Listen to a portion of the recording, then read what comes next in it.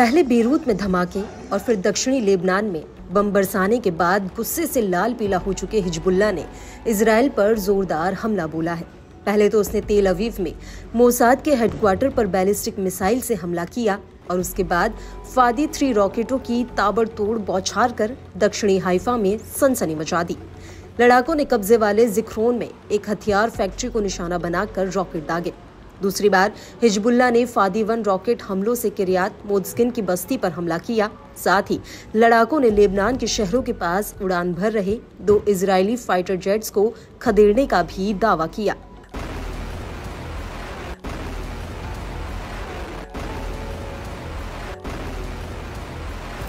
Hezbollah ने अपने बयान में कहा कि प्रतिरोध ने बेका घाटी और दक्षिणी लेबनान के अलग अलग इलाकों पर इजरायली हमले के बावजूद उत्तरी कब्जे वाले फिलिस्तीन में इजरायल के सैन्य ठिकानों पर हमलों को बढ़ाया है।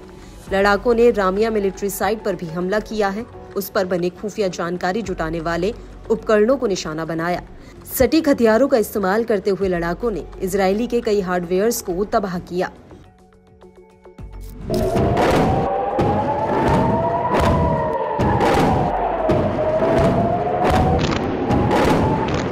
इजरायली मीडिया के मुताबिक पिछले 24 घंटों में माउंट हरमोन से लेकर अरावा घाटी तक इजरायल में ऐसा कोई भी इलाका नहीं बचा जो वॉर जोन से बाहर हो।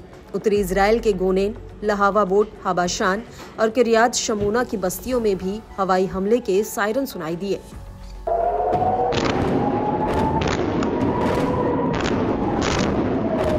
लेबनान के इस्लामिक प्रतिरोध ने फ्रंटलाइन साइट पर सीधा हमला बोलते हुए बिरानित बैरकों पर बड़े कैलिबर के तोपखाने के गोले दागे।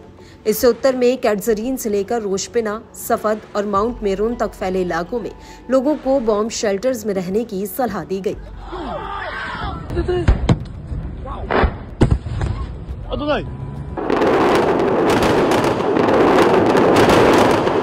इन सब के बीच इजरायली विदेश मंत्री ने इजरायल और हिजबुल्लाह के बीच युद्ध विराम को स्वीकार करने की संभावना को खारिज कर दिया है।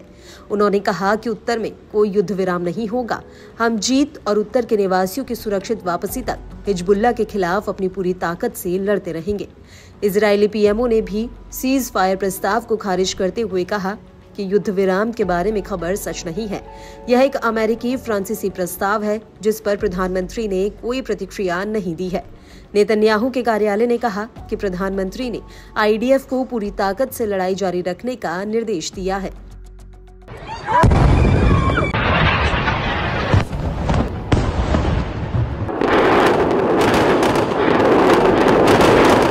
हिजबुल्लाह ने इजरायल के खिलाफ अपने ऑपरेशन को बढ़ाकर इजरायली कब्जे में जबरदस्त तबाही मचाई। इजरायली मीडिया आउटलेट की माने तो इजरायल ने पिछले 2 दिनों में ही अनुमानित $1.7 बिलियन का नुकसान उठाया है। केन के मुताबिक सोमवार को लेबनान पर इजरायल के हमलों से लगभग $173 मिलियन का नुकसान हुआ। इजरायली अधिकारियों ने ऐसी आशंका जताई है कि अगर लेबनान के साथ 10 दिनों से अधिक समय तक संघर्ष चलता है तो इससे इजरायली सेना पर अतिरिक्त बोझ पड़ेगा।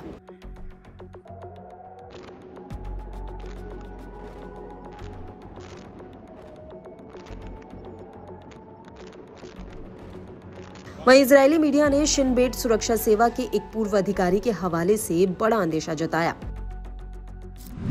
उन्होंने कहा कि मध्य इजरायल की ओर रॉकेट लॉन्च करने की हिजबुल्लाह की ताकत को कम करके नहीं आंका जाना चाहिए। आज हिजबुल्लाह नेता हसन नसरल्लाह ने जो किया वह उसके भविष्य की एक छोटी सी झलक मात्र है। उधर मिसाइल इंटरसेप्टर का बढ़ता इस्तेमाल डेली ऑपरेशनल कॉस्ट को लगातार बढ़ा रहा है।